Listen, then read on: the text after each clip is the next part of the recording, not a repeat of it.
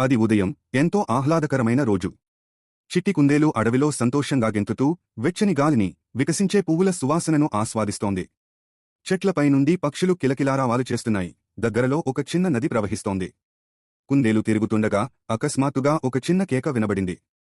అది ఆగి జాగ్రత్తగా వింది. క్వాక్ క్వాక్ నది నుండి శబ్దం వస్తోంది.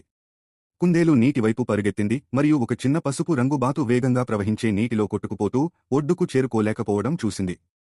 చిట్టి కుందేలు వెంటనే ఏదో ఒకటి చేయాలని తెలుసుకుంది. అది చుట్టూ చూసింది మరియు సమీపంలో ఒక పొడవైన, దృఢమైన కొమ్మ పడి ఉండటం చూసింది. ఇది సహాయపడుతుంది అని కుందేలు అనుకుంది మరియు వెంటనే దానిని పట్టుకుని నీటి అంచుకు దగ్గరగా వచ్చింది. తన శక్తితో కుందేలు కొమ్మను బాతు వైపు చాచింది. దీన్ని పట్టుకో అని కుందేలు పిలిచింది. బాతు తన శక్తితో కొమ్మను తన ముక్కుతో పట్టుకుంది. నెమ్మదిగా కుందేలు తన శక్తిని ఉపయోగించి లాగింది, బాతు సురక్షితంగా ఒడ్డుకు చేరుకునే వరకు. చిన్న బాతు నీటిని దులుపుకుని కృతజ్ఞతతో కుందేలును చూసింది.